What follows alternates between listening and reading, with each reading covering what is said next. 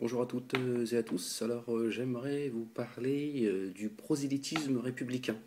En fait, hier, je passais avec mon fils devant le cinéma sur Bobigny, un petit cinéma, on va dire, local, comme il en existe dans beaucoup de communes.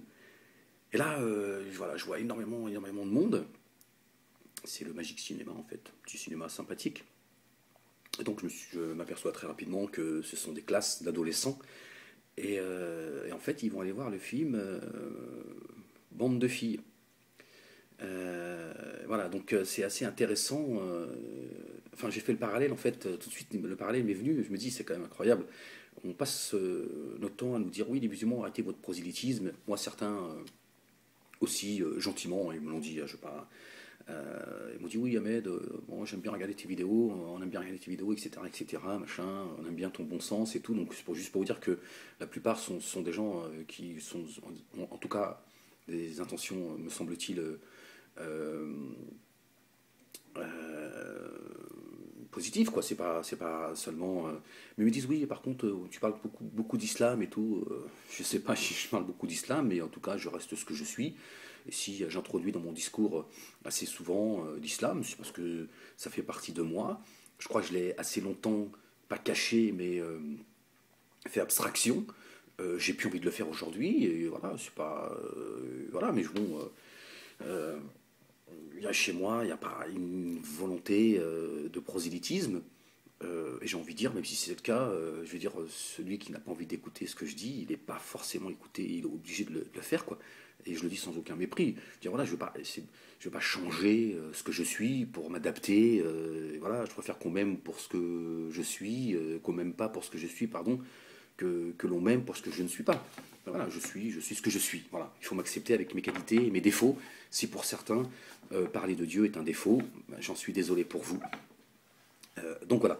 Donc et d'ailleurs, j'en profite pour saluer. J'ai de plus en plus de messages de personnes qui me disent voilà, alors c'est c'est assez marrant parce tous les messages se ressemblent. Beaucoup me disent oui, j'ai passé mon temps à t'insulter, te traiter de traître et tout, etc., etc. Voilà, aujourd'hui, je m'aperçois que je me suis trompé par rapport à la dissidence. Et donc voilà, je tenais à m'excuser. Beaucoup sont musulmans, donc aujourd'hui ils se disent ah, finalement j'ai insulté Ahmed, je l'ai calomnié, j'ai médit sur son compte, je l'ai même maudit, etc. Et finalement, je me commence à me rendre compte que finalement, s'il y en a bien qui dit la vérité, c'est certainement lui. Voilà, on fait tous des erreurs, je veux dire, je sais pas, moi-même pas fini d'en faire. Voilà, vous êtes tout excusés et c'est tout à votre honneur de demander pardon et surtout de faire un effort sur vous-même et de se dire bon bah si on s'est fait rouler dans la farine par la dissidence, à un moment donné, on va pas s'en prendre à Ahmed, c'est pas un paillasson, c'est pas sur lui qu'il faut qu'on fasse notre, notre psychanalyse. Il faut juste qu'on accepte que voilà, on s'est fait rouler dans la farine par les deux escrocs. Et Ahmed, il n'est pas non plus tout blanc, mais on va pas non plus le charger juste parce qu'on en a besoin. Donc c'est tout à votre honneur. Voilà, c'est une petite parenthèse. Voilà, on nous reproche souvent ce prosélytisme musulman, etc., etc., etc. Mais moi, j'aimerais vous parler de ce prosélytisme républicain qui est réel, en fait, et qui est sournois et qui est surtout structurel. Euh, je ne sais pas si certains parmi vous avez vu le film Bande de filles. Moi, je ne l'ai pas vu. Je le verrai certainement à un moment donné, comme ça, à l'occasion, mais je n'irai pas au cinéma pour aller le voir. Je ne sais pas s'il est encore à l'affiche aujourd'hui. Et en tout cas, il doit tourner dans des petites salles de banlieue. J'ai vu il y a une quinzaine de jours sur iTélé, dans la matinale, l'animatrice, la chroniqueuse qui présente assez souvent des films, voilà, et qui vante les films. Et donc elle a vanté ce film. C'est là que j'ai vu que le film allait être programmé. Et elle nous parle d'une scène, elle nous dit qu'il y a une scène pour elle qui est la scène la plus émouvante du film. C'est ces quatre filles, alors elles sont tous d'origine africaine, noire africaine, d'accord. Et donc ces quatre cinq filles qui se retrouvent dans une chambre d'hôtel, et là c'est la liberté, c'est la libération, c'est enfin elles se retrouvent entre elles, sorties de leur mur, sorties de leur cité, de leur ghetto, surveillées par leurs frères, etc. Bon, j'imagine un peu le truc, j'ai pas vu le film, mais j'imagine un petit peu les sous-entendus. Et là, c'est la liberté. Et ça m'a frappé. Je me suis dit, quel, c'est incroyable, c'est ce symbole de la liberté de la femme noire africaine, c'est l'hôtel. C'est pas chez la copine, c'est pas chez la grand-mère, c'est pas, c'est pas en vacances, c'est l'hôtel, chambre d'hôtel. C'est, voilà, je me suis dit, voilà, je crois que j'ai pas besoin de voir le film. Je crois que après cette chronique et après avoir vu les extraits, parce qu'ils nous ont montré les extraits, je me suis dit, ouais, c'est juste fou, quoi. Et donc voilà, il y a un vrai prosélytisme anti-islamique, parce que la plupart de ces filles venues d'Afrique noire, pour la plupart, sont musulmanes. Devant le cinéma, je peux vous dire que la majorité, il devait y avoir une dizaine de classes. Croyez-moi, ça fait du monde. C'était l'Afrique noire. Hein. Bon, c'est que j'exagère un peu, mais je veux dire, au minimum, la moitié étaient tous d'Afrique noire. D'accord. Et pour une grande partie, alhamdoulilah, sont musulmans. Donc on cible une catégorie de la population française, voilà, c'est pas par hasard. Et donc on leur dit, bon, vendredi, journée cinéma. T'imagines, quand t'es à l'école, surtout quand t'es près du radiateur au chaud, tu te dis, oh, c'est bon, on va passer une bonne journée. Ah, demain j'ai envie d'aller à l'école. C'est que ça va être cool, c'est une journée. Voilà. Et donc, il y a un vrai prosélytisme républicain, parce que ce film-là, en réalité, c'est quoi? Et je m'avance, je ne l'ai pas vu. C'est quoi? C'est la libération de la femme noire, voilà, de l'adolescente, etc. Voilà, on veut voilà, les désintégrer pour les intégrer cette laïcité, cette démocratie. Bon, entendons-nous bien. Je veux dire, il y a des bonnes choses dans cette démocratie. Hein. Je veux dire, je ne suis pas en train de cracher non plus sur la France. Non, mais il y a des choses qui ne vont pas. Donc moi, ce qui m'intéresse, c'est de parler de ce qui ne va pas. Ce qui va, tant mieux, ça va, profitons-en. Mais ce qui ne va pas, je préfère parler de ce qui ne va pas que de... Voilà. Et donc, il y a comme...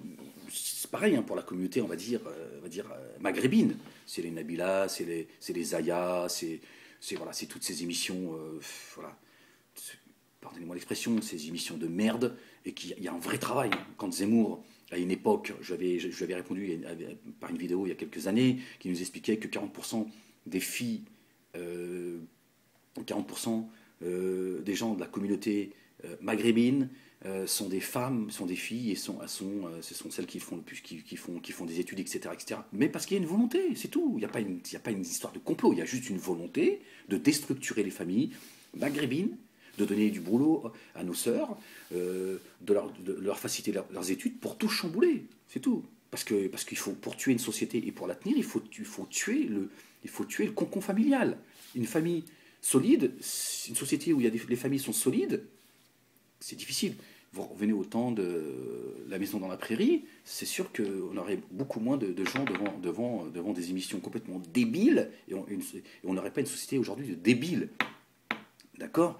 Mais voilà, le travail a été fait, donc on attaque aussi depuis quelques décennies, au moins 2 décennies, la communauté maghrébine. Et aujourd'hui, on met l'accent et on travaille sur cette immigration, on va dire ça comme ça, des gens issus de l'Afrique noire. Et donc ce film fait partie de la propagande pour sortir ces jeunes filles et les amener voilà, à autre chose que ce que leurs parents leur ont inculqué, c'est-à-dire les valeurs islamiques, et j'ai envie de dire chrétiennes, puisque en réalité elles sont très proches. Donc Fatoumata, fais attention. Alors moi, chez moi, il n'y a pas de jugement de valeur. Je te dis les choses comme je le pense, parce que je suis passé par là avant toi. D'accord. Donc là, je parle à ma petite sœur, donc je connais un petit peu mieux la vie que toi.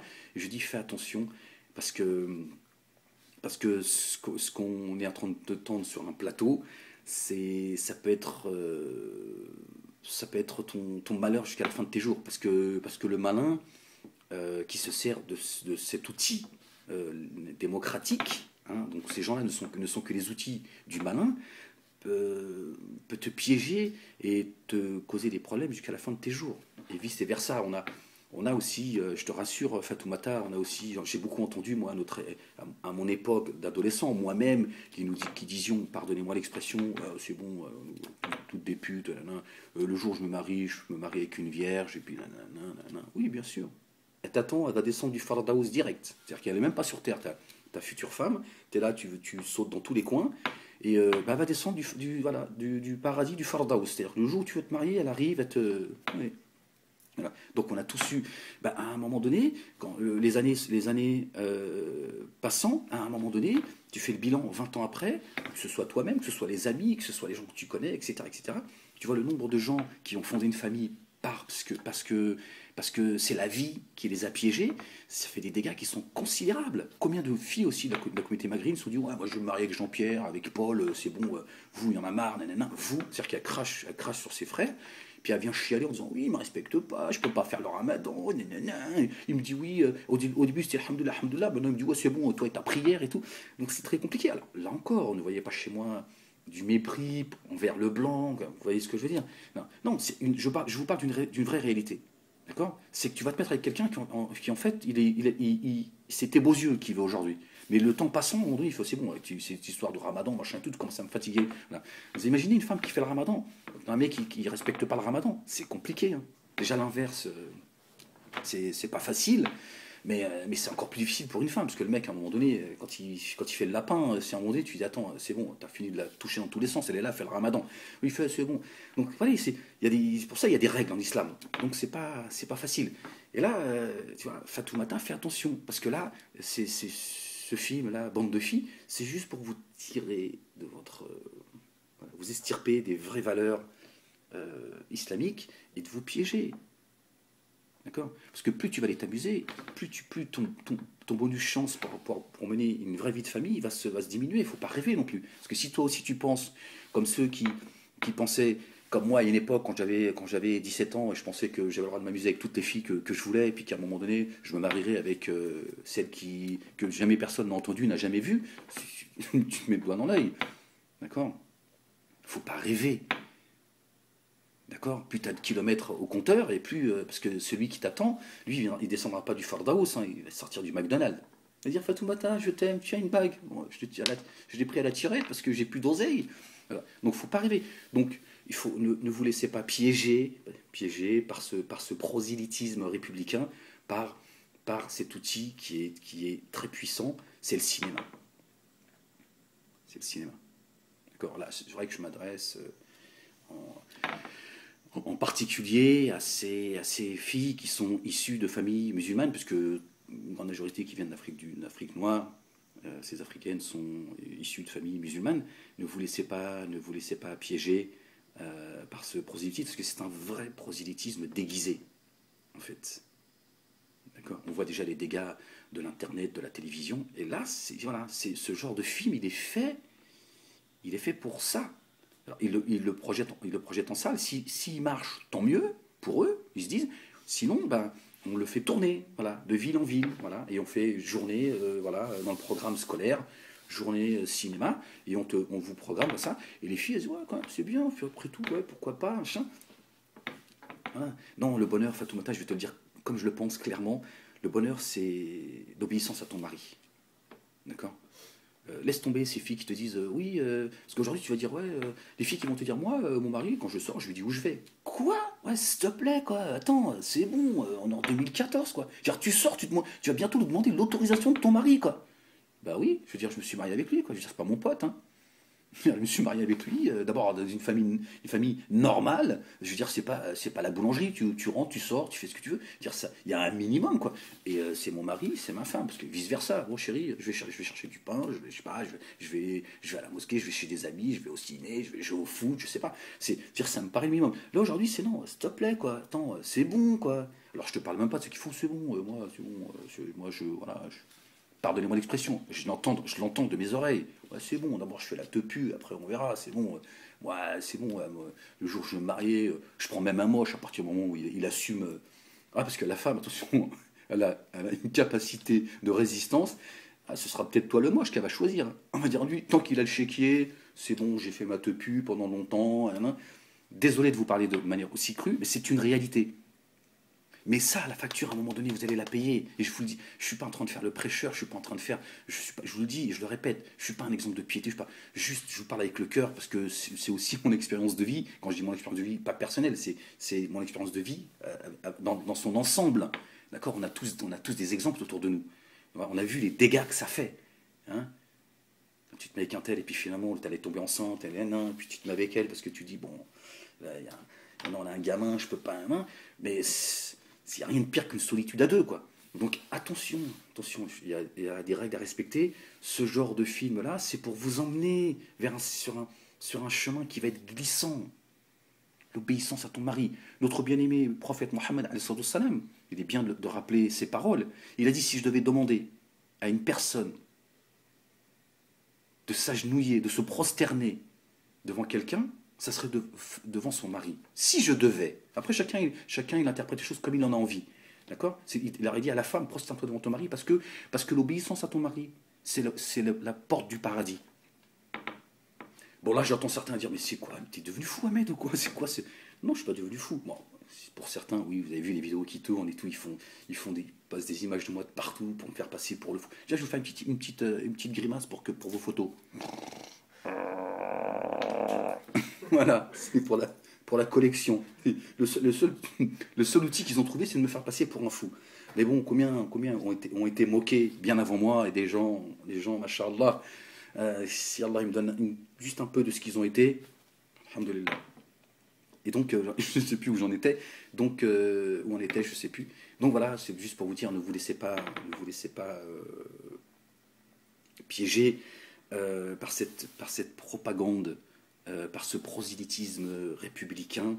Voilà, je disais que notre bien-aimé Mohammed salam, il a dit le paradis de la femme se trouve dans l'obéissance de son mari. Investis-toi pleinement dans ta vie de famille. Tu sais, moi en tant qu'homme, je vais te dire une chose. En tant qu'homme, tu sais, un homme, quand il a une femme qui est obéissante, c'est difficile de la tromper, c'est difficile de se comporter mal avec elle. Parce que l'homme, il aime ça. C'est dans la nature de l'être humain. Dieu nous a créés comme ça. Tu te dis, elle protège mon dos, elle est obéissante, quand je vais pas bien, c'est elle qui me fait rire. Quand, je veux dire, quand je fais, c'est elle qui me prépare mon repas. Quand je reçois des amis, c'est elle qui sait les recevoir. Quand je vais chez mes parents, elle est bonne avec mes parents, etc., etc. Voilà. Voilà, elle sait rire avec moi, etc. Voilà. Donc voilà, elle sort, je sais où elle va. Quand je lui dis j'aime pas que tu fréquentes ces gens-là, ne les fréquente pas, elle est obéissante. C'est difficile de. Tu vois, tu peux regarder à droite à gauche. Notre bien-aimé prophète Jésus, alayhi salam, pour vous dire la fragilité de l'homme. Il a dit en réalité, celui qui regarde une femme avec convoitise, alors il a déjà commis l'adultère. Si ce n'est pas sa femme, bien évidemment. Tu vois. Voilà, c'est méditer sur cette phrase. Combien parmi nous, tous les jours, on fait. Certains même, on est plus vite là. Oh, t'as vu comment elle est habillée? Non, mais attends, regarde! C'est trop! Attends, quand même, c'est. Attends, non, mais. Excusez-moi, madame. Non, mais regarde. Tu vois, on est faible. Tu vois. Donc, un mari, quand il a une femme qui est obéissante, tu vois, c'est difficile d'aller. Voilà. Donc investis-toi dans ta vie de famille, laisse tomber ces histoires-là, les copines, machin. Il y en a même aujourd'hui qui disent, moi, tu sais quoi? Non, je vis toute seule, c'est mieux. De temps en temps, je vais m'envoyer un mec, comme ça, je suis... Combien aujourd'hui sous cachet, sous antidépresseur? C'est une réalité. Là encore, on n'est pas là pour juger les gens, c'est pas le problème. Mais on peut faire un constat. On peut faire un constat. Je veux dire, c'est pas parce qu'il y a une personne qui fume, qui te dit fume pas, c'est pas bien, que voilà, elle se fout du monde, elle est hypocrite, machin. On peut faire un constat, on a tous nos défauts, on a tous nos faiblesses, on ne sait pas quelle sera notre fin, qu'Allah nous accorde une fin heureuse. D'accord. Mais on peut faire un constat. Voilà. Et si cette jeunesse, ça peut en profiter de notre expérience de vie, alhamdoulilah. D'accord. Parce qu'il faut aussi que nous, les grands frères, entre guillemets, je n'aime pas cette expression-là, parce qu'ils l'ont tellement utilisée dans les médias, que si on peut vous dire, attention, ce genre de film, etc., l'école est aujourd'hui un outil de prosélytisme. On nous reproche à nous musulmans de faire du prosélytisme, d'accord. L'école, le cinéma, l'internet, etc. Beaucoup de ces outils-là ne sont rien d'autre que des outils d'un prosélytisme républicain, trompeur. Filles et garçons, faites attention. Ils vous montrent les uns contre les autres. C'est ça. Ils veulent faire subir à la communauté musulmane ce qu'ils ont fait subir à la communauté chrétienne, à mon grand regret.